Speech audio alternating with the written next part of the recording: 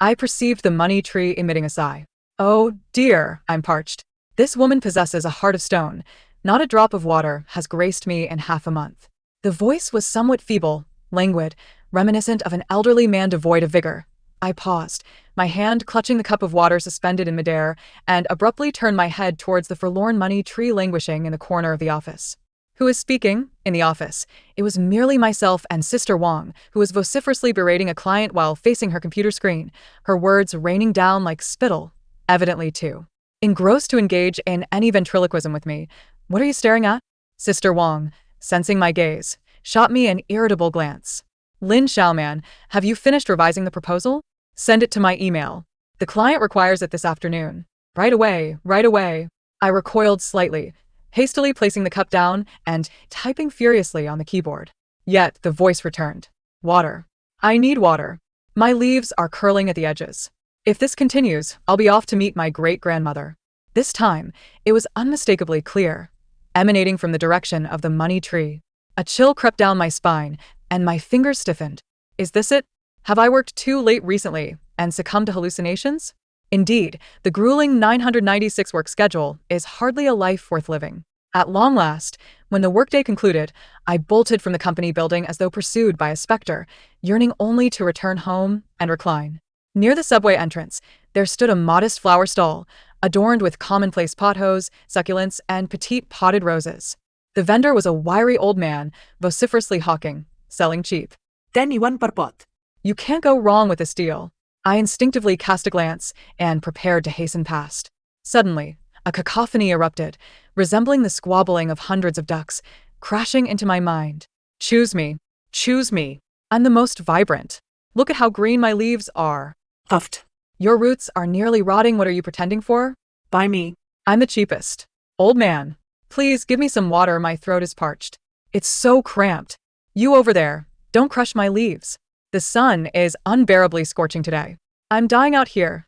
I instinctively clasped my ears, staring in horror at the cluster of tightly packed potted plants. The voices.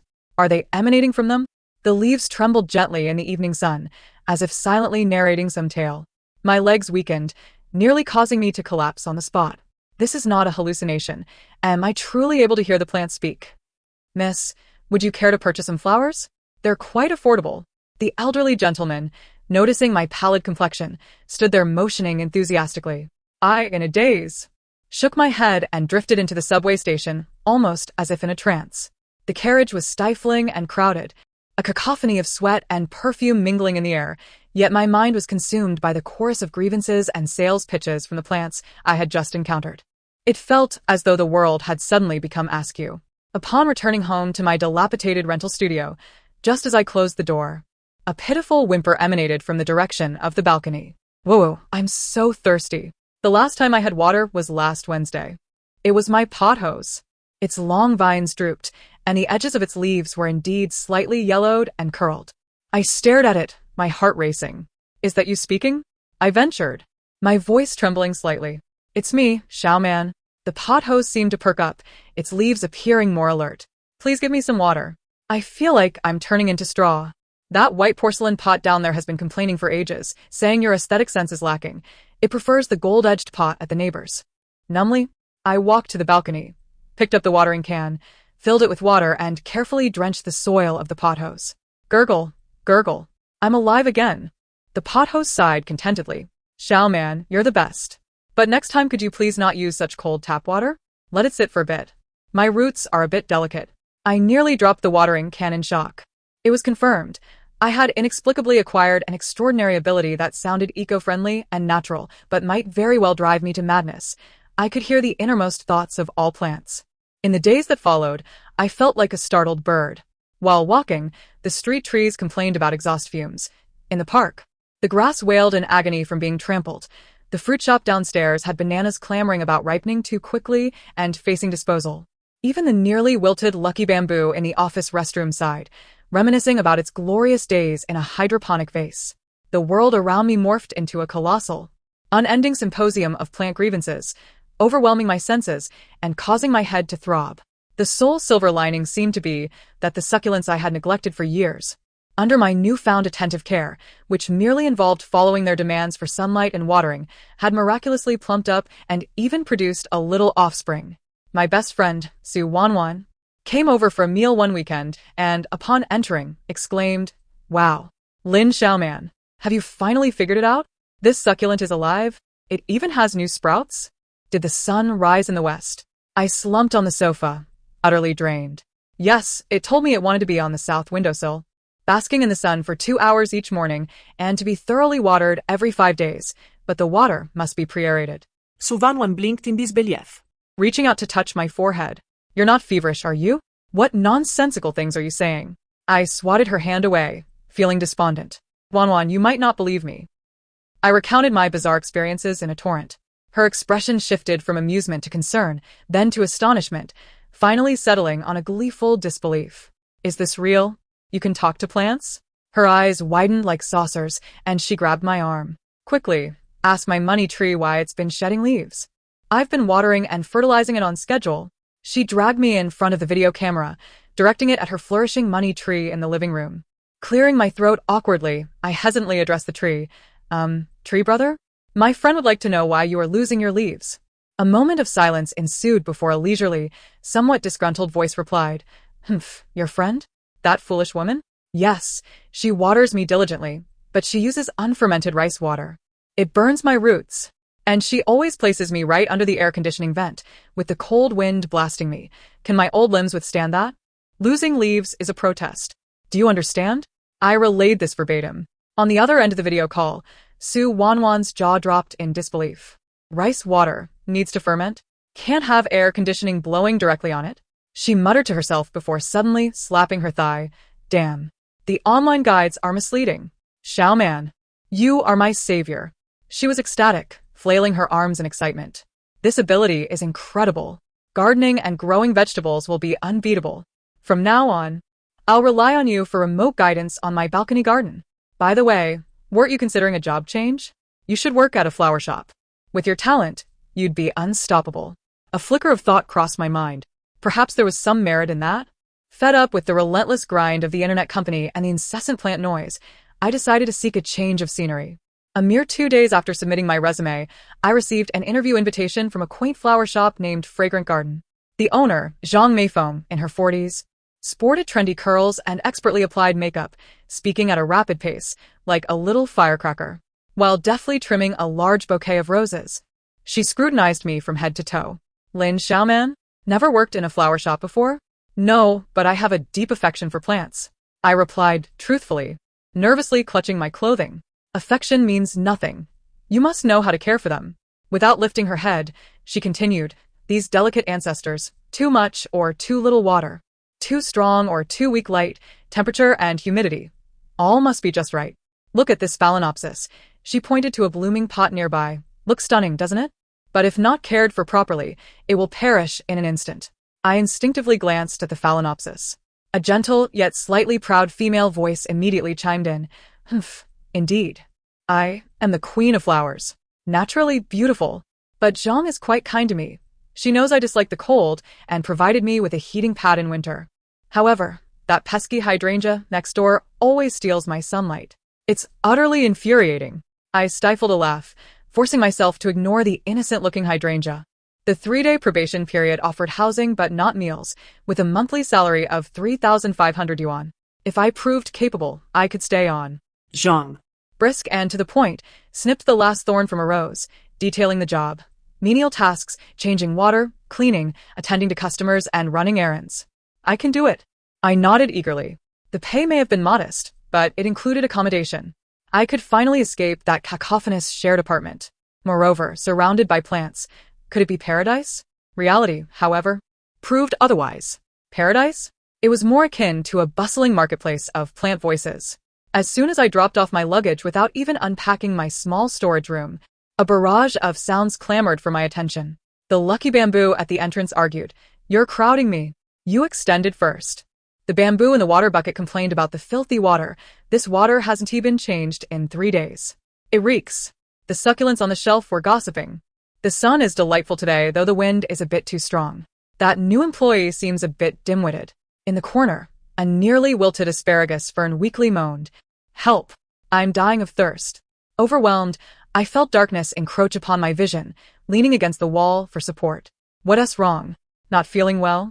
Zhang entered, carrying a large bundle of eucalyptus leaves, eyeing me with suspicion. No, it's nothing. Just a bit of low blood sugar. I quickly composed myself, forcing a smile. Zhang, please let me know what I can do. Start by sweeping the floor, dusting, then change all the water in the buckets. Remember, the water needs to be aerated first. The lucky bamboo is delicate. Zhang instructed briskly. After changing the water, she glanced at the asparagus fern, which was on the brink of death.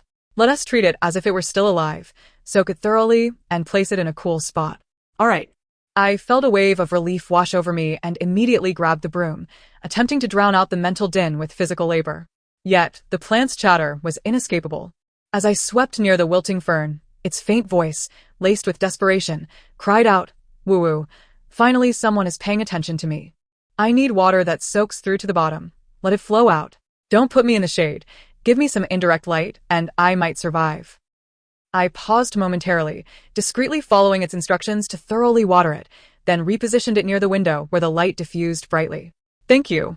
My newly arrived small fortune bamboo, its voice seemed to regain a hint of vitality. I quietly exhaled in relief.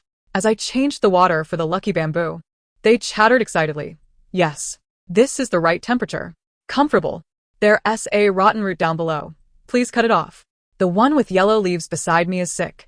Keep your distance. I don't want to catch anything. I could only steel myself, under the inquisitive gaze of Sister Zhang, and cautiously inspected the roots of each lucky bamboo, trimming away the decayed parts and isolating the one that appeared ill. Oh, you have quite the skill, Sister Zhang remarked, raising an eyebrow as her tone softened. Have you really never done this before? Well, perhaps I have a bit of talent? I chuckled awkwardly. My first day of probation passed amidst this flurry of activity and the symphony in my mind. By the end of the day, I felt as though I had fought a battle, utterly exhausted in body and spirit. Yet, when I beheld the pot of bamboo I had rescued, its leaves seemed to stand a little taller, an inexplicable sense of accomplishment surged within me. Perhaps this job could be sustained? My talent swiftly proved invaluable at the flower shop. On the third day, a stylishly dressed young girl stormed into the store, slamming a pot of yellowing, wilting gardenias onto the counter. Boss, what's wrong with your store? I bought this gardenia here last week, followed your care instructions, and it's like this in just a few days. Did you sell me a diseased seedling? Refund me. Sister Zhang's expression changed instantly, and she hurriedly approached her with a smile. Oh dear, miss. Please calm down. Our seedlings are definitely fine. Gardenias can be quite delicate. Perhaps you overwatered? Or is the ventilation poor? I followed your advice, watering when dry. The girl insisted. I placed it on the balcony for ventilation. It must be your seedlings that are the problem. Refund me, or I'll file a complaint. Other customers turned to observe. Sister Zhang was sweating, clearly anxious. Gardenias were indeed finicky, and it was common for novices to inadvertently kill them, but this particular pot appeared to have root issues. I quickly moved closer, feigning an inspection of the gardenia, gently touching its leaves. A weak and aggrieved voice immediately entered my mind. Woe is me. My pot is waterlogged, and my roots are rotting. That foolish woman waters me every day. I told her when I'm thirsty, but she never listens. And she placed me beside the air conditioning unit. The hot air is making me dizzy. Please save me. So it was overwatered and placed in the wrong location. I promptly looked up at the girl and said, Miss, do you water it every day? And have you placed the pot beside the air conditioning unit? The girl hesitated, her gaze flickering. So what if I did? Don't gardenias love water and sunlight? Gardenias prefer humidity, but despise water accumulation that rots their roots, and they are also sensitive to direct sunlight and hot air.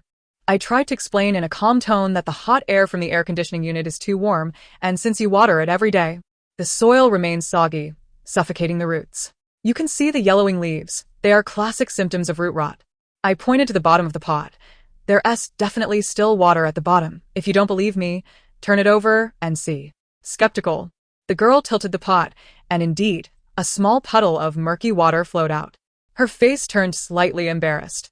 Well then, miss, Sister Zhang interjected quickly. Let us help you rescue it. We'll change the pot, trim the rotten roots, and give it some recuperation time. If it doesn't survive, We'll replace it with another of equal value. How does that sound? We'll also throw in some nutrient solution. Caring for plants takes time. There's no need to rush. The girl's pride was slightly bruised, yet seeing my confident explanation and the compelling evidence, she reluctantly mumbled, "All right, you can fix it. But if it dies, I'll come back for replacement." "Absolutely. Rest assured." Sister Zhang beamed as she swiftly passed the pot to me. "Xiaoman, it's in your hands." I cradled the pitiful gardenia in the back operation room, carefully repotting it according to its own specifications, cleaning the rotting roots, trimming, replacing it with fresh soil. It specifically requested loose, breathable nutrient soil, and then placing it in a well-ventilated area with bright, diffused light. "Thank you, Xiaoman." The gardenia's voice, though still weak, sounded markedly relieved. That foolish woman shouldn't sell her difficult-to-care-for flowers to me. I couldn't help but chuckle. After this incident, Sister Zhang's perception of me transformed entirely. "Well done, Xiaoman. You're quite the hidden talent." She clapped me on the shoulder with such force that I winced. "From now on, these finicky plants and those troublesome customers will be your responsibility. Do well, and I'll give you a raise." Thus, I smoothly transitioned to a permanent position, and my salary increased to 4,002. Gradually, I became adept at my work in the flower shop, although my mind still buzzed with a cacophony of thoughts. I began to learn to filter out the trivial plant voices, focusing only on those in need of assistance.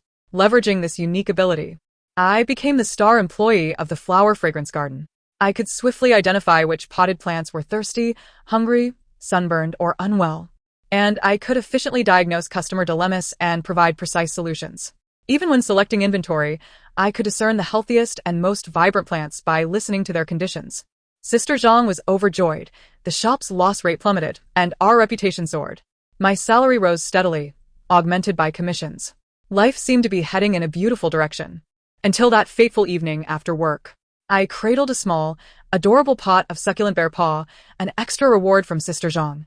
As I walked cheerfully towards the apartment I rented, the building was somewhat old, located 2 streets away from the flower shop, but it was affordable. The streetlights cast a dim glow, and pedestrians were scarce. Just as I approached the entrance, a shadow suddenly emerged from the corner, blocking my path. I jumped in fright, clutching the succulent pot tightly. "Xiaoman," a familiar voice that sent chills down my spine, echoed. It was Chen, my ex-boyfriend. It had been nearly a year since our tumultuous breakup. He was overly controlling and suspicious, which drove me to end things. He had relentlessly pursued me, leading me to block all his contact information and move away. I never expected him to find me here. He looked much haggard, unshaven, and his eyes were dark and brooding, fixed intensely on me. "So, you actually live here?" He stepped forward, exuding a repugnant mix of smoke and alcohol. "You've managed to hide from me rather well. Haven to you? Blocked my calls, deleted me from WeChat, and even moved away? Lin Xiaoman, you're quite ruthless." My heart raced, and I instinctively took a step back. "Chen, we've broken up. Please don't seek me out again." "Broken up?" He scoffed, stepping closer. "Did I agree to that? I told you I did not consent. Come back with me." He reached out to grab my arm. I flinched back, nearly dropping the bear paw pot. Just then, from the scraggly holly bushes at my feet, a sharp alarm blared. "Be careful, Xiaoman. Watch out behind you on the left." A car. Almost simultaneously, I caught a glimpse of a dilapidated van, speeding towards us without its headlights on, clearly aimed at Chen. He remained oblivious. His back turned to the alley, glaring at me with malice. In a split second, I had no time to think. "Watch out for the car," I screamed, not at Chen, but using all my strength to lunge sideways into the greenery. Bang! A dull thud echoed, accompanied by the screeching of brakes and the sound of shattering glass. I crashed into the holly bushes, my arm scraped by several sharp branches, and the bear paw pot flew from my grasp, soil scattering everywhere. Dazed, I looked up to see the van just barely grazed Chen-mo's back before crashing into the power pole at the roadside. The front of the vehicle was severely dented, and wisps of white smoke billowed from the hood. Chen-mo was thrown to the ground by the tremendous force and noise, landing in a most undignified manner, his face pale with fright, the effects of alcohol completely shaken off. The driver of the van, a tall, thin man wearing a baseball cap, cursed as he flung open the door and jumped out. He glanced at the damaged front of his vehicle, then shot a menacing glare at Chen-mo, who had just managed to rise from the ground, his eyes fierce enough to suggest he might devour him. "Damn it! Watch where you're going." The driver bellowed at Chen before hastily scrambling back into the vehicle. He reversed, yanked the steering wheel, and the tires screeched against the pavement as the van careened away from the scene, its departure disordered and frantic. The entire episode unfolded in mere seconds. Still trembling from the shock, Chen sat on the ground, casting anxious glances between me and the fleeing van, his complexion ashen, his lips quivering, utterly speechless. The wintergreen shrubbery, having narrowly escaped calamity, seemed to exclaim, "Oh dear, the trees are terrified." "Xiaoman, are you all right?" That vehicle was deliberate. I saw it. It was aimed directly at that man. My heart raced. My limbs felt weak as I struggled to rise. "Are you all right?" Chen finally regained his voice, trembling with residual fear as he moved to assist me. "Don't touch me." I recoiled as if scalded, my voice hoarse, steeped in the dread and fury of a narrow escape. "Get away from me, Chen. Never show your face before me again." The horrific scene lingered too vividly in my mind. That van had clearly intended to run him down. Had it not been for the warning from the wintergreen, had I not reacted swiftly, the consequences would have been unimaginable. And he was the root of it all. Chen was momentarily taken aback by my outburst. Upon witnessing the unmasked disdain and terror in my eyes and glancing back towards the direction of the vanished van, he seemed to comprehend something. The color drained from his face as he cast a complex look in my direction, ultimately remaining silent. He staggered to his feet and, without a backward glance, hurried away, his demeanor frantic. I collapsed amidst the cold wintergreen, trembling uncontrollably, taking quite some time to regain my composure. The abrasions on my arm throbbed painfully. I turned my gaze towards the very shrub that had saved my life, my voice still shaky. "Thank you." The wintergreen rustled its leaves, infused with a hint of pride and lingering fear. No need to mention it. That man must have provoked someone he shouldn't have. "Xiaoman, keep your distance from him in the future." I managed a bitter smile. Of course, I wished to keep my distance. Struggling to my feet, I brushed off the dirt and grass from my clothes, my heart aching as I looked at my fallen bear paw succulent lying nearby. The flower pot lay shattered, soil strewn about, and the poor, fuzzy succulent lay pitifully in the muck, several of its thick leaves scratched. "Oh, it hurts so much. My home is gone." The bear paw whimpered softly. I'm so sorry. I quickly knelt down, carefully cradling it from the soil, inspecting its roots. Fortunately, they seemed largely unharmed. "Don't worry, I will find you a new home right away," I soothed it gently. As I surveyed my surroundings for something to temporarily house it, the door to the adjacent building creaked open. A tall figure emerged, holding a black garbage bag. The streetlight illuminated his sharply defined profile. He had a prominent nose and a well-defined jawline. Dressed simply in gray loungewear, his sleeves casually rolled to his elbows, his sturdy arms revealed. He exuded an air of quiet steadiness tinged with aloofness. He was my neighbor from across the hall. Having moved in nearly a month ago, we had exchanged only nods in the hallway and never spoken a word, only knowing his surname was Chen. He appeared momentarily taken aback by the disarray below and my disheveled state, pausing as his gaze swept over the bent utility pole, the shards of glass scattered on the ground, and finally landing on me, particularly on my muddy, injured self, comically cradling a homeless succulent. "Do you need help?" His voice was low, tinged with a slight rasp, yet conveyed a sense of calm assurance. I felt a bit embarrassed and shook my head, and "No, it's fine, thank you." He nodded, not pressing further, and walked directly to the nearby trash bin to dispose of the garbage bag. As he turned back, his gaze fell again on the homeless succulent in my hands. "The pot is broken?" he inquired. "Yes, I accidentally fell," I mumbled, wishing to avoid recounting the harrowing moment. After a moment of contemplation, he said, "Please wait." With that, he retraced his steps back into the building. In less than 2 minutes, he returned, holding a clean white ceramic pot and a small package that appeared to contain soil specifically for succulents. "Here, this is for you," he offered, handing me the pot and soil new and unused. I was taken aback. "I can't accept this." "Take it," he insisted, his tone leaving no room for refusal. "I can see it needs it." Gazing into his calm eyes and then at the pitiful bear paw in my hands, I relented and accepted. "Thank you, truly. Thank you so much, Mr. Chen." I recalled the name on the doorplate. "You're welcome," he replied with a slight nod, his gaze drifting to the scratches on my arm. "You should take care of that wound." Yes, I'll attend to it as soon as I get back," I hurriedly affirmed. He said nothing more and turned to leave. The dim light of the hallway cast shadows as his tall figure soon vanished behind the door. cradling the new pot and soil. Along with the bare paw that had survived the ordeal, I stood at the foot of the stairs, the night breeze brushing past me. The sting of my arm reminding me of the pain, yet an inexplicable sense of calm washed over me. This reticent neighbor seemed to possess a commendable character. The new pot is lovely, the bare paw nudged against my palm, emitting a contented whisper. Back in my cramped rented room, I carefully repotted the bare paw and treated the shallow scratches on my arm with iodine. However, as I lay in bed, sleep eluded me. The terrified visage of Chen, the van hurtling towards him, the driver's ferocious gaze, and the sharp warning from the wintergreen replayed in my mind like a haunting film. A chill crept up from my feet. What sort of trouble had Chen gotten himself into? The other party had clearly intended to take his life, and I had almost been drawn into the fray. Moreover, what of my neighbor Chen Yu? His timely appearance, and the fact that he had handed me a brand new, perfectly sized ceramic pot and specialized soil, it all seemed too fortuitous to be mere coincidence. I shook my head, forcing myself not to dwell on such thoughts. Perhaps he simply had a penchant for succulents and had some spare supplies on hand? In the days that followed, I became increasingly vigilant. I took care to avoid dimly lit alleys on my way to and from work, opting for the bustling thoroughfares instead. Each evening before entering my home, I would look around cautiously. At the flower shop, I found it hard to focus, even prompting Sister Zhang to notice my unease. "Xiaoman, what's wrong? You seem lost in thought. Are you too tired?" Sister Zhang offered me a cup of hot water. "How about taking a couple of days off to rest?" Cradling the warm cup, I felt its heat seep into my palms. After a moment's hesitation, I recounted the events of that fateful night, omitting the part about my ability to hear the plant's warnings, simply stating that I had been fortunate to escape unharmed. Sister Zhang gasped in horror. "Oh my goodness. How terrifying. In broad daylight, no less, someone would dare to try and run someone over? Did your ex-boyfriend borrow loan shark money or disturb someone's ancestors' graves?"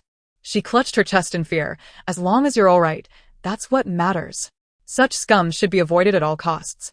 If you find yourself working late, I'll drive you home. Safety first." Her concern warmed my heart. "Thank you, Sister Zhang. What's there to thank? You are my lucky charm," she exclaimed with a wave of her hand. "By the way, there's a big order tomorrow. We need to deliver an array of high-end plants and flowers to the VIP room at Yanding Club, and they specifically requested the best. Come with me. It'll be a great opportunity to learn and lend a hand." Yanding is the city's premier private club, its entrance reserved for society's elite. Such a significant order was crucial to Sister Zhang. The following afternoon, loaded with carefully selected plants and flowers in our small truck, I arrived at Yanding. The security was exceptionally strict, with thorough registration and checks before granting entry. The interior was extravagantly decorated, exuding an understated opulence that reeked of wealth. Sister Zhang navigated confidently as she engaged with a well-dressed man who bore the demeanor of a manager. "Manager Chen," she exclaimed, "in accordance with your request, I have procured the finest bird of paradise, monstera, fiddle-leaf fig, as well as these exquisite Ecuadorian roses and tulips, all air-freighted this morning, fresh as can be." She beamed as she introduced the plants. Manager Chen nodded with restrained approval, his discerning gaze sweeping over the greenery. They appear satisfactory. Let us move them to the Tingsong Pavilion on the 3rd floor, but do so with care." "Understood. Xiaoman, take this large pot." Sister Zhang directed me with authority. Together with another florist, I began to cautiously transport the heavy potted plants, each of considerable value. As I struggled to carry a half-human tall Erica palm, following Manager Chen into the expansive private room known as Tingsong Pavilion, a deep, unexpected voice interjected, "Lin Xiaoman?" I turned towards the sound. Standing before the vast floor-to-ceiling window was a tall man dressed in a dark shirt, holding a glass of wine as he turned around. The afternoon sunlight streamed through the glass, casting a golden outline around his sharply defined profile. It was Chen Yu, my neighbor. What was he doing here? Moreover, the deference with which Manager Chen addressed him was startling. I was momentarily taken aback, clutching the cumbersome Erica palm, feeling somewhat flustered. "Mr. Chen?" I exclaimed in surprise. Chen Yu's gaze settled on me before flicking to the pot I was cradling, his brow momentarily furrowing with a hint of concern. "You work here?" Yes. "I came with my boss to deliver flowers," I hurriedly replied, struggling to maintain my grip on the pot. "Mr. Chen, do you know this florist?" Manager Chen inquired with heightened respect. "Mr. Chen?" My heart sank. My neighbor was the esteemed Mr. Chen of Yanding. Ignoring Manager Chen's question, Chen stepped forward and extended his hand. Let me take that. No, no. I can manage. I instinctively protested, the pot feeling far too heavy. Hand it over, he stated flatly, yet with an undeniable authority. Reluctantly, I released my hold. He effortlessly took the Erica palm and placed it securely in a suitable corner of the room. His movements smooth and practiced, as if he frequently engaged in such tasks. Sister Zhang, too, recognized Chen. Her mouth agape in surprise as she glanced between me and him, her eyes brimming with curiosity. Mr. Chen, what do you think of the arrangement? Manager Chen quickly interjected. Just place them as per the original design. Chen replied nonchalantly, his gaze lingering on me. Is your arm healed? Oh, yes, it's fine now. I quickly lifted my arm to indicate the healing scratches, which were nearly scabbed over. He nodded slightly, offering no further comment, then turned to gaze out the window, as though he had merely lent a helping hand. Yet, the atmosphere within the room had subtly shifted. Manager Chen regarded me with newfound curiosity and respect. Sister Zhang wore an expression that seemed to say, "You've been quite secretive, haven't you?" The other florists kept their silence, apprehensive. As we continued to transport and arrange the plants, Manager Chen's demeanor noticeably improved, even offering to help. Sister Zhang was invigorated, directing with newfound confidence. Meanwhile, my mind was in turmoil. Chen was the owner of Yanding? So young? Why would he reside in our dilapidated apartment building? Experiencing life? Or was there another motive? This notion struck me as absurd. What could an ordinary florist like me possibly offer that would entice someone of his stature? Once the arrangements were completed, Manager Chen inspected them with satisfaction and promptly signed the bill. Before departing, I couldn't resist glancing back. Chen remained at the window, turned away from us, his silhouette appearing somewhat solitary against the vast glass facade. The sunlight highlighted his broad shoulders and straight back. He seemed almost out of place amidst the opulence of the surroundings. What are you looking at, Xiaoman? Let's go. Sister Zhang nudged me with a wink. So, you're neighbors with the big boss? Spill the details. I chuckled. Sister Zhang, it's really nothing. We just live across the hall, and he happened to help me once. Helped you? Sister Zhang's eyes sparkled with intrigue. Did he rescue you? He merely handed me a flower pot, I replied, feeling exasperated. A flugepot. Her expression suggested she found my story amusing, then she lowered her voice conspiratorially. Regardless. Yes, quite a catch. Hold on tight. Who knows, our shop might soar to success. I marveled at Sister Zhang's imagination. Back at the flower shop, life seemed to return to normalcy. Yet, whenever I encountered Chen in the hallway, our exchanges were limited to nods, imbued with an awkward tension. After that unsettling incident, Chen Mo indeed did not reappear. The wintergreen shrubs ceased their ominous warnings, which offered me some relief. One day, on my day off, I was at home watering my beloved plants on the balcony, while chatting with them. The pothose stretched its vines. Xiaoman, the sunlight is splendid today. May I inch a little closer to the window? Just a tad. The succulents basked lazily in the sun. This is delightful, but don't water us too much. The mint exuded a refreshing aroma. Snip some of my leaves for tea. It'll invigorate you. Suddenly, a faint, intermittent sound of painful groans drifted from the direction of the neighboring balcony. It hurts. The roots are rotting from too much water. The sound was soft, like a flickering candle in the wind, imbued with an air of despair. It was from Chen Yu's balcony. My heart tightened. Was he tending to plants? Had he nearly killed them? Recalling how he had previously assisted me, albeit just with a flower pot, and Sister Zhang's remarks about the big catch, I hesitated but finally summoned the courage to knock on his door. After what felt like an eternity, he opened the door. Chen Yu appeared as though he had just emerged from the shower, his hair still damp, clad in a loose black t-shirt that showcased his well-defined collarbone. Upon seeing me, a flicker of surprise crossed his features.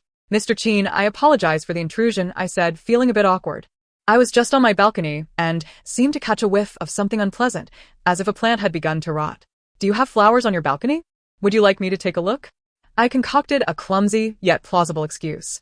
Chen Yu paused for a moment, his brow furrowing slightly, before he stepped aside to allow me entry. Come in. There's an orchid that isn't faring well. I followed him into his apartment. The layout mirrored mine. Yet the decor was starkly different, minimalistic, harsh, and angular, dominated by a monochrome palette, devoid of superfluous embellishments, exuding an air of aloof detachment, much like his own demeanor. On the balcony stood a solitary purple clay pot, within which was a slender-leaved orchid, its foliage wilted and yellowing. The soil surface damp and emanating a faint scent of decay. The agonized groans I had heard emanated from it. "Help me, my roots are rotting." He understand. Watering me with cold water every day is killing me, my heart ached.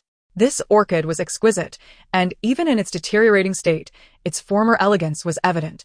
Undoubtedly worth a significant sum. "It's a black orchid, a gift from a friend," Chen said, standing behind me, his voice somewhat hushed. "I've had it for several months, but it has never thrived. Lately, it's worsened." There was a rare hint of helplessness in his tone. I knelt down to inspect the leaves and soil closely, gently parting the top layer of soil to reveal a darkened, mushy stem near the roots. "Mr. Chen, have you been watering it a bit too frequently? And using tap water directly?" I inquired cautiously.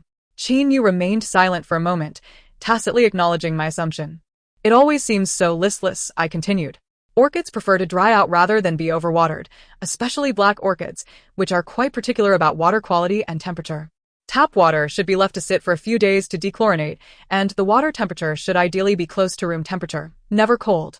As I explained, I assured the orchids silently, "Don't worry, I'll help you." The orchid's faint groans responded, "Thank you." The situation was indeed dire. Its roots were likely beyond saving. I lifted my gaze towards Chen Yu, realizing that immediate action was imperative. Otherwise, it would be truly beyond salvation. "Do you possess any fresh planting materials? Something airy and well-draining, like bark or volcanic rock. And what of the fungicide?" Chen Yu looked at me, his eyes profound, seemingly surprised by my knowledge of orchids. He shook his head. "None." "Then, if you trust my judgment, may I take it home to tend to it? I have suitable materials at my disposal," I suggested, unwilling to watch this precious orchid perish.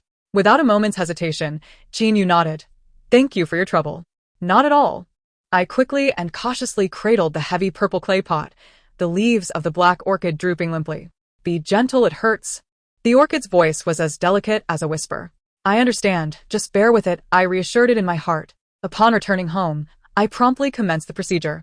Carefully extricating the black orchid from its damp, decayed planting medium, I discovered that the once pristine, plump roots had largely turned black and rotten, exuding a foul odor. "How unsightly," the orchid lamented weakly. "Fear not, we shall trim away the rotten roots." I comforted it while meticulously snipping away the decayed parts with sterilized scissors, leaving only the healthy white sections. I then soaked it in a diluted fungicide solution for disinfection.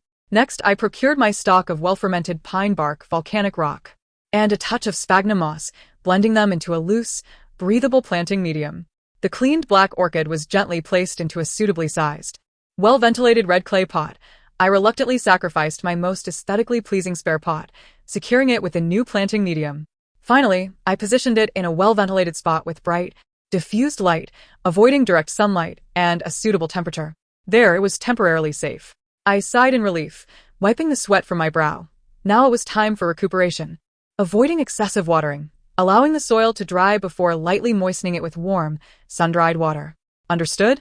Although the orchid's voice remained frail, it was evidently more at ease. "Understood. "Thank you." The new home is much more comfortable and breathable.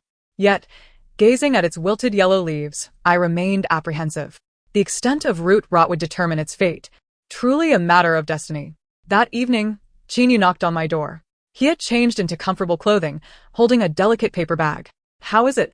he inquired directly, a hint of concern lacing his tone.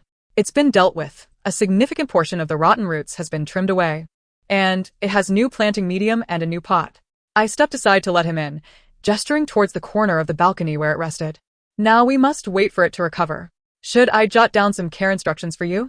I retrieved paper and pen, meticulously writing down watering frequency, allowing to dry between waterings, water quality and temperature requirements, lighting conditions, ventilation needs, and the necessity of abstaining from fertilization for the time being.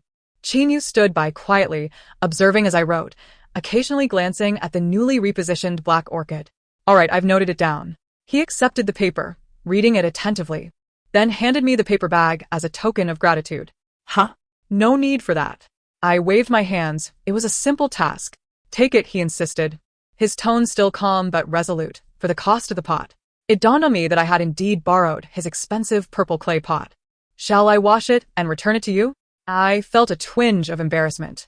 "No need." This is for you. He pressed the bag into my hands. I opened it to find a stylish ceramic mug and a beautifully packaged set of specialized nutrient soil for succulents from a renowned brand. I was taken aback. Such a thoughtful gift? How did he know I had a penchant for succulents? Chen Yu offered no explanation, simply stating, "The mug is new. You will find the soil useful." "Thank you, Mr. Chen." I accepted it, feeling a peculiar sensation within. This neighbor seemed to be more considerate than I had anticipated. "Just call me Chen Yu," he suddenly said. Huh? "Oh, all right, Chen Yu," I replied, somewhat awkwardly. He nodded, not elaborating further, his gaze drifting back to the orchid, lingering for a few seconds before he took his leave. After closing the door, I leaned against it, observing the mug and nutrient soil in my hands, then glancing at the ailing black orchid on the balcony, sensing that a subtle shift had occurred in my relationship with this enigmatic neighbor. The recovery of the black orchid was a protracted endeavor. In the days that followed, Chen Yu seemed to diligently adhere to my care instructions. Occasionally encountering him in the hallway or on the balcony, he would inquire about the orchid, and I would provide honest updates. New roots appeared to be sprouting, albeit slowly. Yet they were no longer decaying. The leaves had ceased to yellow further. A few wilted ones might naturally fall off. "It seems a bit more spirited today." Perhaps it was merely my imagination. He listened intently each time, nodding in acknowledgement. The orchid's whispers grew more vibrant each day. New roots are itching to grow. Today, I basked in some warm, diffused sunlight. Chen Yu watered me today, and the water temperature was just right. He didn't overdo it. Has he become a bit more astute? I couldn't help but chuckle. Almost 2 months later, the black orchid finally began to thrive once more. Although its leaves retained a hint of yellow, not as lush as during its prime, the new growth was a vibrant green, and the entire plant stood tall again, even hinting at the emergence of flower spikes. "I feel like I might bloom." The orchid's voice brimmed with joy and anticipation. I was genuinely thrilled for it, and eager to share this delightful news with Chen Yu. That evening, upon hearing the sound of a door opening across the hall, I cradled the rejuvenated black orchid, now in my own red clay pot, and knocked on his door. Chen Yu opened it, and upon seeing me with the pot, his eyes flickered with interest. Chen Yu, look. I proudly lifted the pot higher, pointing to the visibly revitalized orchid, with a tender green flower spike emerging at its center. "It has survived. And it's growing a flower spike." The balcony lights illuminated his face, and I caught a glimpse of surprise dancing in his typically placid eyes, akin to ripples spreading across a still lake after a stone is cast. He extended his hand, his long fingers gently brushing against the tender green flower spike, handling it with almost reverent care. "It truly has come back to life," he murmured, his voice low and imbued with an unfamiliar warmth, like ice beginning to thaw. He looked up at me, his gaze focused and bright. "Thank you, Lin Xiaoman." The intensity of his gaze caused my heart to skip a beat, and I felt a flush creep across my cheeks as I hurriedly averted my eyes. "No need for thanks. It is merely a testament to its resilient spirit."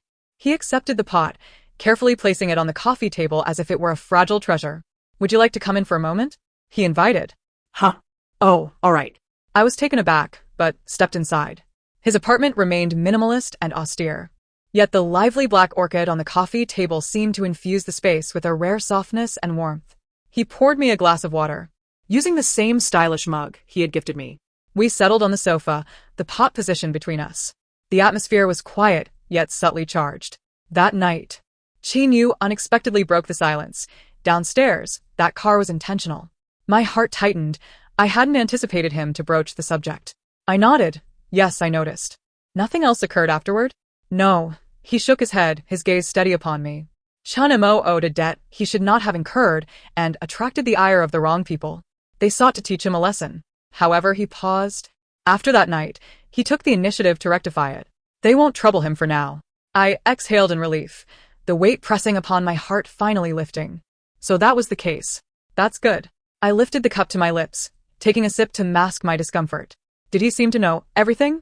His gaze lingered on me, seemingly weighing his words, as if he possessed an uncanny ability to foresee certain events, like that car accident and this pot of orchids. My heart leaped into my throat. Had he discovered something? Did he harbor suspicions? My hand trembled slightly around the cup as I feigned calmness. No. I just happened to see the headlights that night, and the orchid was merely a guess based on experience. Chen Yu remained silent, merely observing me with his penetrating gaze, as if his deep-set eyes could see through to my very soul. Just as I felt the weight of anxiety threatening to suffocate me, he suddenly chuckled softly. That faint smile instantly softened his otherwise stern features. Is that so? Your experience and intuition are indeed remarkable. I wondered, was this a pass or a failure? I have a friend, he shifted the topic, lightly brushing his fingers over the leaves of the black orchid.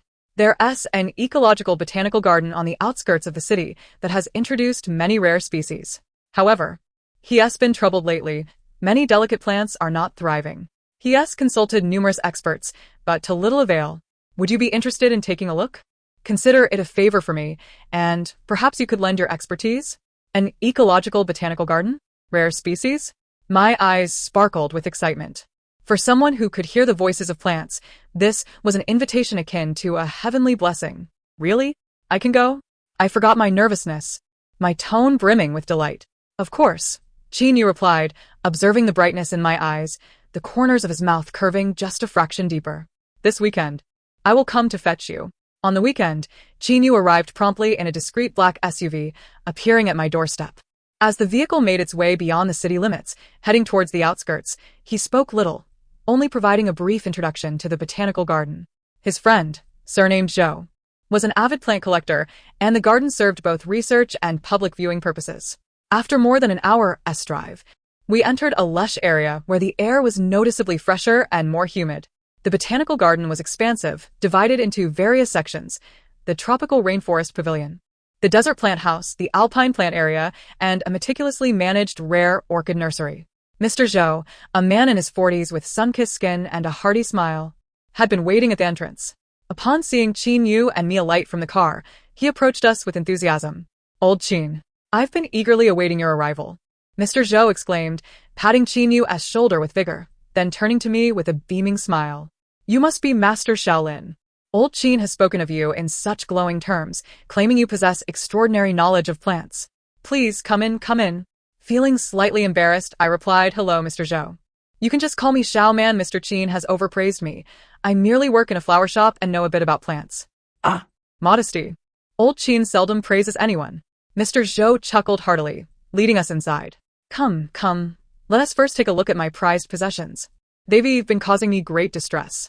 He guided us straight to a climate-controlled orchid cultivation room, perfectly simulating their natural environment. Upon entering, I was taken aback by the stunning array of orchids, each vying for attention in a breathtaking display. Yet, Mr. Zhou led us to the back of the room, to a solitary glass enclosure containing 3 pots of orchids. Each pot exhibited a unique form, with leaves resembling either jade or drifting clouds, even without blooms. They exuded an extraordinary aura. However, their condition was evidently poor. One pot had leaves that were yellowing and curling at the tips, another's leaves drooped lifelessly, and the last bore unsightly brown spots on its foliage. Mr. Zhou gazed at them, wringing his hands in distress. Master Shaolin, take a look. These 3 pots are my lifeblood. I spent a fortune and leveraged countless connections to acquire these native species. This one is a variant of the ghost orchid. This one is the legendary by Luo Xianzong, and this one is the recently introduced Xing Chenlei. But ever since they arrived here, they've been lackluster. I've consulted several experts, and they've offered every excuse imaginable: light, humidity, temperature, fertilizer methods, but none have yielded results. If this continues, I fear for them, he sighed heavily. His brow furrowed. At that moment, my mind was flooded with 3 distinct voices, each filled with anguish and complaint, as soon as I stepped into the enclosure. The yellowing, curling ghost orchid variant, its voice sharp and anxious. Hot. It's so hot. That wretched light above. It's south too close. It's scorching my throat. And the puddle beneath me. Em suffocating. I can barely breathe. The wilted by Luo Xianzong, its voice faint and powerless, like a sickly beauty cold. So cold. My feet are icy, with no warmth. The heights are unbearable. I want to come down the spotted Xing Chenlei, its voice laced with grievance and fury itchy. So itchy. There's something gnawing at me. Invisible little pests. The pesticide you sprayed smells horrid, and it can't kill them. It drives me mad. The influx of information was overwhelming. I steadied myself and approached the pot of the yellowing ghost orchid variant, glancing up at the overhead grow light before crouching to test the moisture at the bottom of the pot. Mr. Zhou, I indicated toward the high-wattage grow light. ISNT this light too close to this pot? And ISNT it on for a bit too long? Also, the excess water in the tray, has it never been drained? Mr. Zhou paused for a moment, bewildered. The light? Experts said it requires strong diffuse light. This lamp simulates dappled sunlight in the forest. The excess water? Oh, That S to maintain humidity. I added that on purpose strong diffuse light does not equate to high temperature roasting, I clarified. This lamp's wattage is excessive, and its proximity combined with prolonged exposure has scorched the leaf tips. Additionally, the standing water at the bottom, while the surface media appears dry, has kept the roots submerged, suffocating them. That's why they appear yellowed and lack vitality. You should try moving the light further away or substituting it with a lower wattage bulb, and reduce the duration of exposure. Drain the standing water immediately, and in the future, allow the water that drains from the pot to evaporate before returning it to the tray. I then approached the Bai Luo Xianzong. For this pot, did you place it at a high elevation? And does the media feel a bit cool to the touch? Mr. Zhou nodded. Yes. Its native environment is in high altitude, shady areas. I feared it would get too warm, so I placed it on the highest shelf, where the ventilation is best. The media consists of cool mountain soil mixed with gravel. Good ventilation, yes, but at a height, the air moves quickly, and the temperature is lower, I noted. Its roots require a bit of warmth from the ground. Being in a consistently cool state diminishes its absorption capacity, hence the limp leaves. You should lower it by 1 or 2 tiers to avoid direct cold drafts. additionally, You can mix in a bit of well-composted bark or leaf mold to introduce some gentle organic matter and insulation. Finally, I examined the Xing Chenlei. The spots on the leaves indicate pest damage. It's not fungal, it's likely tiny mites or thrips, which are difficult to see with the naked eye. The broad-spectrum pesticide you used is ineffective against them and may even irritate the leaves. You need to use a targeted insecticide, like imidacloprid or abamectin. Dilute it according to the instructions. Be sure to spray both the upper and lower sides of the leaves and repeat every few days, ensuring proper ventilation. I delivered the information in one breath, and the entire cultivation room fell into a profound silence, the sound of a pin dropping palpable. Mr. Zhou stared at me, awestruck, his mouth agape as he struggled to find his words. Qin Yu stood beside me, hands tucked into his pockets, gazing at me with an inscrutable expression, a hint of a smile playing at the corners of his mouth. Remarkable, Mr. Zhou suddenly exclaimed, slapping his thigh with fervor, his face flushed with excitement. Master Shaolin, you're simply extraordinary. Everything you said was spot on. The lamp's position, the excess water, the height, the media temperature, and those pesky pests. None of the experts I previously consulted mentioned any of this. They were all spouting platitudes. Old Qin, where did you find such a treasure? His enthusiasm was palpable as he grasped my hand, shaking it vigorously. Master Shaolin. No, Shaoman. From now on, you're my dear sister. You shall be the technical advisor for this botanical garden. We can negotiate your compensation, but you must help me. I found myself somewhat overwhelmed by his fervor. Casting a pleading glance towards Qin Yu, he stepped forward, discreetly liberating my hand from the clutches of Boss Zhou, his voice calm. Old Zhou, do not frighten her. Let us first try what Xiaoman suggested and see how it goes. Yes, yes. Let's try it immediately. Boss Zhou promptly summoned his assistant, bustling about according to my instructions, relocating lamps, pouring water, moving flowers, and preparing insecticides, all in a flurry of activity. The 3 precious pots of orchids calmed down, as if they were all eagerly anticipating a new transformation. Bai Luo Xianzong timidly remarked, it would be warmer if you lowered it a bit. Xing Chenlei added, hurry and spray the medicine. It itches terribly. The ghost orchid variant chimed in, it's more comfortable with the light further away. It allows for better ventilation. Watching them, I couldn't help but smile. After returning from the botanical garden, I became Boss Zhou's exclusive consultant, visiting weekly to resolve various perplexities. Boss Zhou was generous with his consultant fees, and my little treasury quickly swelled. My work at the flower shop did not suffer either. Sister Zhang, aware of my newfound income, not only had no objections, but took pride in boasting about her store's plant savant. My relationship with Qin Yu also seemed to quietly draw closer after that pot of black orchid and our excursion to the botanical garden. He was no longer merely the reticent, enigmatic neighbor. Occasionally, he would drive me home, though his route always had a peculiar charm. Sometimes, after creating delectable pastries, under the guidance of the plants, my culinary skills improved remarkably. I would deliver a portion to him. In return, he would bring me local plant seeds or interesting little potted plants upon returning from his business trips. We would chat through the window while watering our respective plants on the balcony. The conversation gradually extended beyond flora to trivial matters of daily life. even occasionally indulging in harmless banter.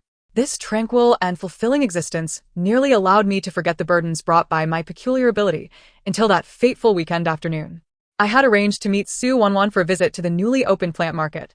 The market, located in a repurposed old factory in the city center, was bustling with people, alive with a vibrant atmosphere. An array of plants, pots, gardening tools, and handcrafted ornaments dazzled the eye. Wanwan and I felt like mice in a rice bin, excitedly exploring every nook and cranny. Wanwan had her eye on a uniquely shaped air plant, haggling with the vendor, while I was captivated by a begonia at a nearby stall, its leaves a deep blue-purple adorned with silver speckles. It was so extraordinary, as if a piece of the night sky had been condensed onto its foliage. I crouched down to examine it closely. Just as my fingers were about to brush against that exquisite leaf, an excruciating, piercing scream, filled with boundless agony and despair, erupted in my mind without warning. Ah! The sound was so intense, as if a searing steel needle had plunged mercilessly into my temple. The pain, an indescribable torment, engulfed my entire head in an instant. My vision abruptly darkened, a ringing filled my ears, and my body collapsed uncontrollably backward. Xiaoman! Wanwan's startled cry seemed to come from a great distance. I hit the ground heavily, the back of my head striking the unforgiving concrete, sending a dull ache coursing through me. Yet, compared to the tearing pain deep within my mind, this impact was trivial. The agony was unbearable, and that harrowing scream still echoed, imbued with a frantic desperation and plea. It was that begonia. What was happening to it? Xiaoman! Xiao Man, what is wrong? Wanwan rushed to my side, her voice trembling with fear as she shook my shoulders. Onlookers gathered around, murmuring in confusion. What happened? Did she suddenly faint? Is it heatstroke? Call 120. I curled on the ground, clutching my head with both hands, my nails nearly digging into my scalp. The plant's piercing wail felt like a drill, swirling chaotically in my brain, inducing waves of intense nausea and dizziness. Sweat drenched my back in an instant. Wanwan, take me home. I gritted my teeth, forcing out a few words, each syllable pulling at my agonizing head. Wanwan was horrified by my pale complexion and anguished demeanor, tears nearly spilling from her eyes. In a flurry, she helped me sit up and called over a kind young man nearby. Together, they half carried, half supported me out of the crowded market and hailed a taxi. Driver, to the nearest hospital. Quickly, Wanwan pleaded, her voice tinged with panic. No, don't go to the hospital.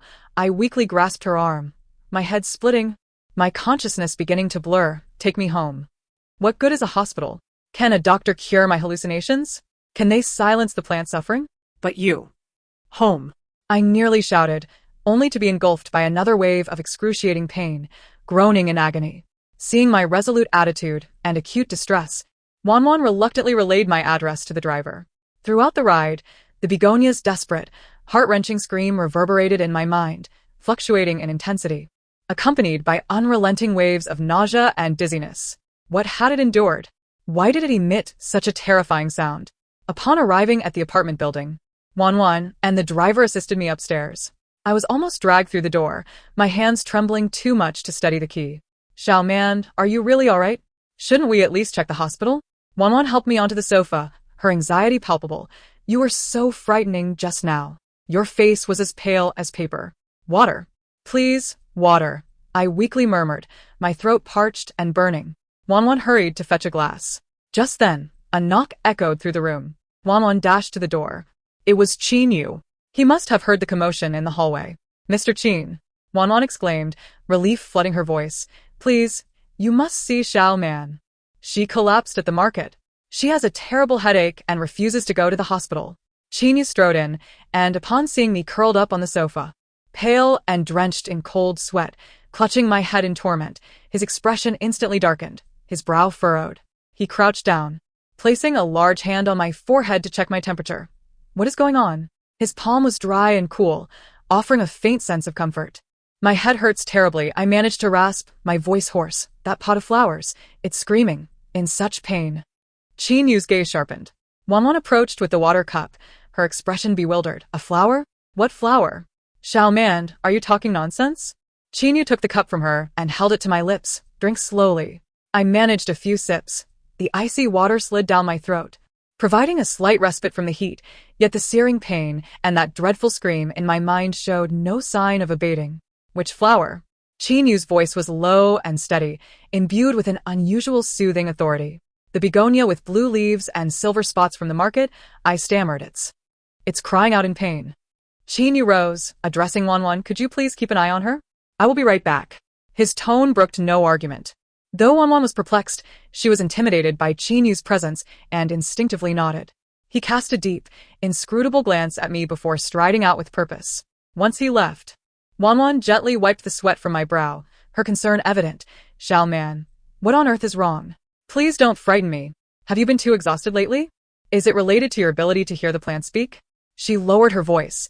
She was the only one privy to my secret. I closed my eyes, weakly nodding, as the sharp, anguished wails continued to torment my nerves. Time dragged on, each second an agonizing ordeal. After what felt like an eternity, just as I was about to succumb to the relentless suffering, a knock resonated once more.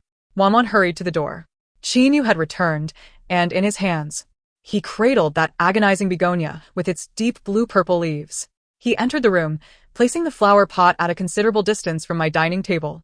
Strangely enough, once that pot of begonia was set upon the table, its piercing cries diminished significantly upon being distanced from me.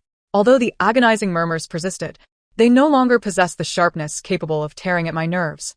The excruciating pain in my mind also abruptly lessened, while it remained a dull ache. It had become bearable. I exhaled deeply, collapsing onto the sofa in a state of exhaustion, sweat dampening my hair and adhering it to my forehead. Wanwan glanced at the pot, then at me, and finally at Chen Yu, utterly bewildered. Chen Yu approached my side, crouched down, and offered me a clean tissue to wipe away the sweat, his voice steady. How do you feel? Much better, I replied hoarsely, utterly fatigued. Its distance had quelled its volume. Chen Yu nodded, refraining from questioning further, simply stating, I inquired with the vendor. This flower is a recent arrival, its origins rather unclear.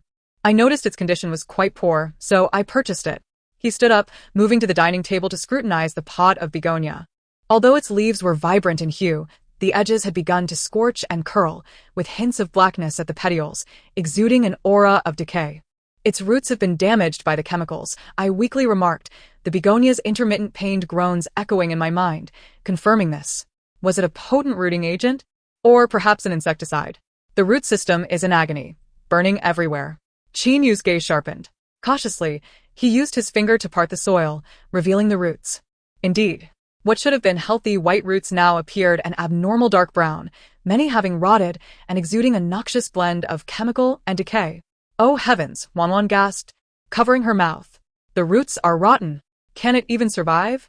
It hurts so much. It would be a relief if I were to perish. The begonia's feeble lament continued. I gazed at it, feeling the unending torment it conveyed, a heaviness settling in my heart. I looked at Chen Yu, a hint of pleading in my eyes. Please help it. It suffers terribly. Chen Yu regarded my pale face, and the compassion reflected in my eyes. Remaining silent for a few seconds before decisively removing his jacket and rolling up his shirt sleeves. What must be done? He asked. The following hours transformed into an urgent rescue operation. With Chen Yu's assistance, we relocated the ailing begonia to my small balcony work area. I suppressed the lingering headache and discomfort, directing Chen Yu in the procedure. He carefully extracted the begonia from its toxic soil. I rinsed its chemically burned, blackened roots with clean water repeatedly. The decayed portions were meticulously trimmed away. Then, the roots were soaked in copious amounts of water to dilute the residual chemicals as much as possible. Finally, they were temporarily repotted in the cleanest, sterile coarse sand, placed in a cool, ventilated area, shielded from direct sunlight and fertilizer stimuli. Throughout the entire process, the begonia's pained groans lingered in my mind. Yet compared to its initial soul-rending wails, they had softened into a tolerable background noise. Once it was settled and watered with clean water, the painful moans gradually subsided into a faint, exhausted gasp. Thank you, came a voice as delicate as a whisper. My taut nerves finally relaxed, and darkness enveloped my vision again. My legs weakened, nearly causing me to collapse. A pair of strong arms caught me just in time. It was Chen Yu. His arms were steady, radiating warmth. Go rest, he commanded, his tone leaving no room for argument, tinged with a barely perceptible tension. Wanwan hurried over to support me on the opposite side. The two of them effectively assisted me back to the living room sofa. Wanwan poured me a glass of warm water and retrieved painkillers for me to take. Chen Yu washed his hands in the bathroom, returning with a still grave expression. Settling into the single sofa opposite me, his gaze heavy upon me. Has this situation ever occurred before? He inquired, cutting straight to the core. I cradled the water cup, feeling the medication's effects gradually take hold, my headache easing while fatigue surged like a tidal wave. I shook my head, my voice barely above a whisper. This is the first time it has been this severe. Previously, I merely found the noise bothersome or felt distressed upon hearing them in distress, but I had never directly experienced such intense pain. Recalling that soul-rending agony still sent a shiver of dread through me. Chen Yu's brow furrowed deeper, his gaze sharp as a hawk's. You can feel their pain? In sync? I nodded, then shook my head. Not all, but those in extreme agony or on the brink of death. Their voices are particularly strong and directly affect me. I hesitated, then added, it's akin to a mental assault. Wanwan gasped in shock, concern etched upon her face. Xiaoman, that's far too dangerous. Chen Yu remained silent for an extended moment, the only sound in the living room being my weary breaths. This ability, he began slowly, his tone unprecedentedly serious, is a far greater burden on you than I had imagined, especially when confronting lives that have been severely harmed. I offered a wry smile. Indeed. I once thought it merely a golden touch. Now I realize that with greater power comes greater headache. I attempted to make a jest, but my voice was parched. Chen Yu did not smile. He continued to regard me, his eyes deep as the ocean. You must learn to control it. Or rather, learn to shield yourself. Otherwise, similar incidents will recur. Next time, you may not be so fortunate. Control? Shield? I gazed at him in confusion. This ability felt like an extra ear suddenly sprouting. I had no idea how to turn it off. How could I control it? I know someone. Chen Yu chose his words carefully. Who conducts research in neurocognition and certain special perceptual fields. Perhaps he can offer you some advice. Of course, only if you're willing. Special perceptual fields? A flicker of intrigue sparked within me. Chen Yu indeed harbored knowledge. The person he knew likely researched something beyond conventional science. Wanwan immediately grew anxious. Mr. Chen, is that reliable? He won't treat Xiaoman like a specimen, right? Chen Yu glanced at her, his tone assured. Rest assured, he is very reliable and values privacy. He will only provide potential strategies for coping without imposing anything you are unwilling to do. I looked down at the rippling surface of the water in my cup, my thoughts in disarray. Today's events had sounded a clarion call. This ability, if ungoverned, could become a lethal burden, even as it offered convenience. I wished to never experience such soul-rending pain again. All right. I lifted my gaze to Chen Yu. I wished to meet him. A few days later, both my body and spirit had nearly recovered. Chen Yu drove me to a serene research institute on the outskirts of the city. It was not the cold, sterile laboratory I had envisioned, but rather resembled a sanatorium nestled within the woods. We were received by a man who appeared to be in his 50s. With graying hair and gold-rimmed glasses, exuding a gentle and cultured demeanor, Chen Yu referred to him as Professor Gu. Professor Gu's office was spacious and bright, filled with greenery and brimming with life. He poured me a cup of herbal tea, his smile warm and devoid of any scrutinizing glances, creating a relaxing atmosphere. Chen Yu has briefly informed me of your situation, Xiaoman. Professor Gu's voice was calm and soothing, distinctly unique and engaging. Could you elaborate on what it feels like when you hear or perceive plants? For instance, are they clear words or vague emotions? Or perhaps some kind of imagery? Under his guidance, I detailed my ability. Most often, I heard clear words, akin to distinct personalities conversing. In the face of intense suffering, it was synchronous, an unbearable sensation of pain, and rarely, I would receive fragmented, indistinct images such as sunlight, rain, or harm from the plant's memories. Professor Gu listened intently, occasionally jotting down notes. Based on your description and this intense experience of negative feedback, he adjusted his glasses and expressed a growing inclination to believe that this phenomenon transcends conventional auditory perception, manifesting instead as a highly developed ability to empathize with the bioelectrical signals of plants or some unknown pheromones. Your brain translates these signals into a language and sensations you can comprehend. Empathy? I inquired, somewhat perplexed. It can be understood as a profound, unconventional capacity for empathy, but directed towards plants, Professor Gu elucidated. This ability in itself is neutral. Your capacity to perceive their needs, suffering, And even fragmented memories indicates a remarkably close and sensitive connection with the botanical realm. However, he shifted his tone to a more serious note.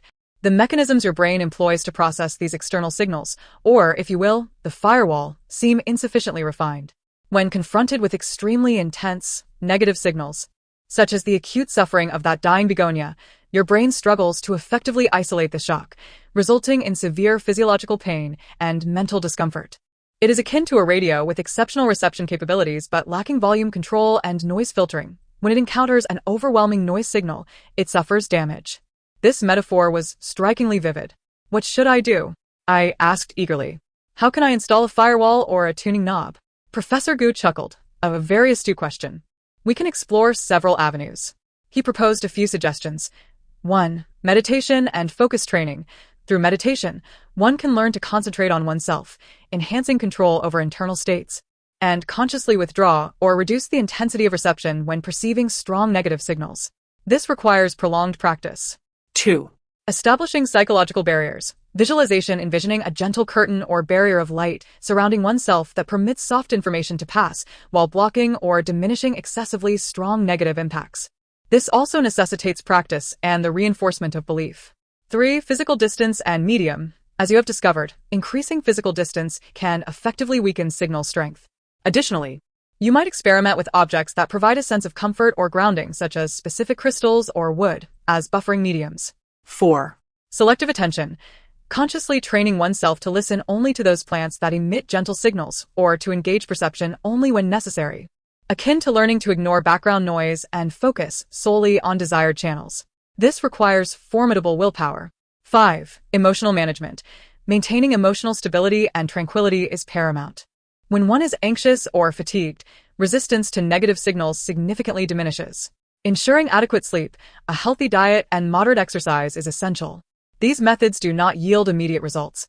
Professor Gu gently reminded me, stressing that they require patience and persistence to practice and adapt.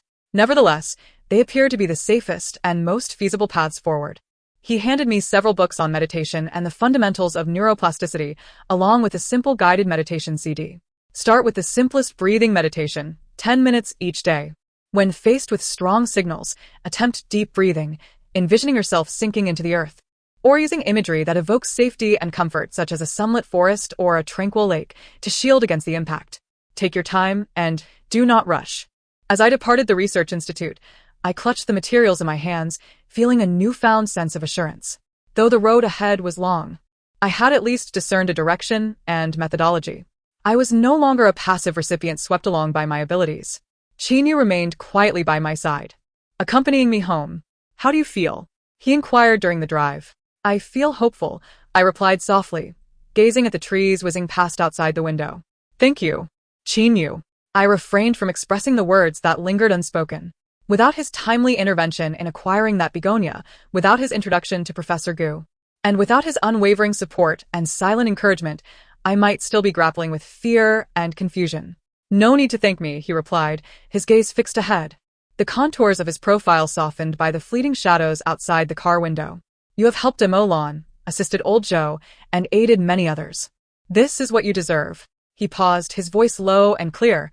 Moreover, we are friends. Friends. The weight of that word, spoken from his lips, stirred a warm current within me, dispelling the remnants of lingering gloom. Yes, friends, I smiled. Time flowed quietly, like a gentle stream. I began a disciplined practice of meditation. At first, it was challenging. My thoughts raced, making it difficult to find stillness. Yet, with perseverance, I gradually began to experience that serene sense of focus on the self. I endeavored to establish psychological barriers, envisioning myself standing by a tranquil lake, enveloped by a soft, warm golden glow. When passing by plants exhibiting evident distress, feeling their faint negative emotions, I consciously sought refuge within this light, and indeed, the background noise receded into a distant murmur. Though I still could not entirely shield myself from intense pain signals such as encountering severely harmed plants again, I could at least anticipate them and employ Professor Gu's techniques to swiftly stabilize my state, minimizing harm. I no longer resisted my abilities but learned to coexist peacefully with them, mastering the art of listening while also knowing when to withdraw. The flower shop remained bustling and joyful. Under my deft touch, Fengxian garden thrived, with Sister Zhang beaming with delight, rewarding me with a pay raise and promising a year-end bonus. Boss Joe's botanical garden flourished under my regular checkups, his precious plants vibrant and healthy. And he praised me to anyone who would listen, increasingly generous with my consulting fees. The nature of my friendship with Chen Yu subtly transformed through our daily interactions. He would bring me hot late-night snacks when I worked overtime, and I would prepare nourishing soup for him upon his return from business trips, leaving it at his doorstep. We would venture to flower markets on weekends or drive to the countryside in search of intriguing wild plants, of course, legal and environmentally friendly observations. He patiently listened to my anecdotes from the flower shop and my grievances about particularly fastidious customers. In return, I would lend an ear to his occasional business woes or the latest antics of his plant-obsessed friend, Old Joe. The balcony became a familiar rendezvous point for us. His orchid, under my remote guidance and his meticulous care, not only fully recovered but also bloomed with elegant, fragrant flowers last winter. After the petals fell, it produced new flower spikes, heralding the arrival of a new flowering season. The blue-purple begonia I had rescued, after struggling to develop a few frail new roots in its coarse soil, was carefully transplanted into a richer, more aerated medium. Its recovery was slow but resolute. The withered leaves gradually fell away, and the newly sprouted leaves, though small, shimmered with a deep, captivating blue-purple sheen, dotted with silver, reminiscent of stars that had survived a tempest. "Thank you, Xiaoman." Its voice became calm and filled with gratitude. Days flowed peacefully and meaningfully until one day, Sister Zhang mysteriously pulled me aside, lowering her voice. "Xiaoman, I need to discuss something with you." "What is it, Sister Zhang?" "I plan to return to my hometown." She sighed, her expression a blend of reluctance and relief. "My husband's health is not great, and our child will soon be taking the college entrance exams. They need someone to care for them. I intend to transfer the flower shop." I was taken aback. Although I knew Sister Zhang would eventually return, I did not expect it to happen so soon. Fengxing Garden held too many memories and turning points for me. Here, I found a stable job, encountered a benefactor like Sister Zhang, and truly began to accept and utilize my abilities. What will happen to the shop? I felt a pang of emptiness inside. Sister Zhang looked at me, her eyes suddenly bright. "Xiaoman, I have an idea. Why don't you take over the shop?" Me? I was astonished, Sister Zhang. I simply do not possess such a sum of money. Acquiring this prime location, with a store of this magnitude, not to mention the inventory, amounts to no trifling figure. Financial matters are easily resolved. Sister Zhang proclaimed with a grand gesture, "I trust you implicitly. I am confident in handing the shop over to you. Payments can be made in installments. Alternatively, we could consider your expertise as a form of equity. I can assume a hands-off role and merely enjoy the dividends. In any case, we cannot allow outsiders to benefit. What do you think?" My heart raced fervently at Sister Zhang's unwavering trust. To take over the fragrant garden? To possess a quaint flower shop entirely of my own? A sanctuary where I could peacefully engage with plants, utilizing my abilities to assist both flora and fellow plant enthusiasts?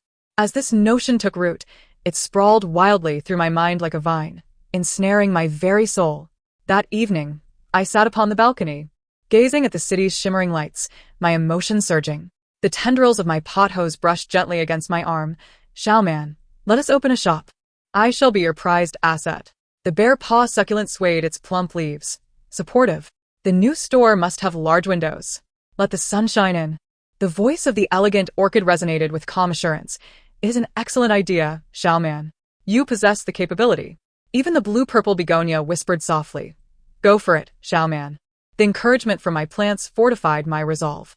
I found myself in need of a partner, someone who could complement my deficiencies in management and financing. My gaze instinctively drifted towards the opposite balcony. Chen Yu stood there, watering his beloved orchid. The warm, dim light outlined his tall figure. He seemed to sense my gaze and lifted his head, meeting my eyes through the glass and the night. Our gazes intertwined in the air. In that moment, I distinctly perceived the warmth of understanding and silent support in his eyes. A few days later, a brand new, natural wood-colored sign graced the glass door of the fragrant garden. The name had changed to Xiaoman's plant language. The lettering was fresh and charming, accompanied by an illustration of a tender green leaf and a tiny, smiling flower. Inside, the space was bright and immaculate. Lush greenery flourished, and vibrant flowers bloomed abundantly. The layout had been adjusted for greater warmth and comfort, with a cozy reading nook established. Chen Yu and I stood together in the rejuvenated shop. He was my partner and investor. He insisted on investing, claiming a minor stake without interfering in operations. Sister Zhang, holding our signed contract and the first installment, beamed with delight. Wonderful. Now I can rest easy. Shaoman, Mr. Chen, this shop is entrusted to you. Work diligently. After bidding a reluctant farewell to Sister Zhang, the shop was left with just Chen Yu and me. Sunlight streamed through the pristine glass windows, filling the air with the refreshing scent of plants and a hint of floral fragrance. How does it feel, Boss Lin? Chen Yu asked, his eyes twinkling with mirth. I surveyed our little oasis, though predominantly mine, observing the vibrant plants that seemed to smile at me, my heart swelling with an unprecedented sense of fulfillment and stability. I inhaled deeply, the air infused with the aroma of hope, akin to a dream. Yet it was a beautiful dream. Chen Yu approached my side, and together we watched the bustling traffic outside. Let us ensure this dream continues. His voice resonated, deep and clear. I turned to face him. His profile appeared particularly gentle in the sunlight, and his deep-set eyes reflected my own image with clarity. In that moment, something within shifted subtly. No longer was it an indistinct fondness, nor merely a friendship. It was a seed nurtured together, finally breaking through the soil, stretching towards the sunlight, unfurling its first tender leaves. Chen Yu, I whispered, my heart pounding vigorously in my chest. That orchid seems poised to bloom once more. He followed my gaze.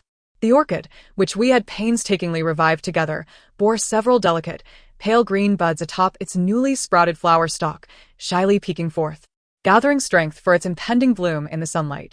A tender smile curved Chen Yu's lips. Indeed, he replied softly, his gaze returning to my face, imbued with warmth. A new flowering season is upon us. The sunlight enveloped us warmly, and the shop was serene enough to hear the sound of leaves unfurling. The money tree in the corner mused leisurely. A new shop brings a fresh atmosphere. The pothose vine quietly reached towards a sunnier spot. How delightful.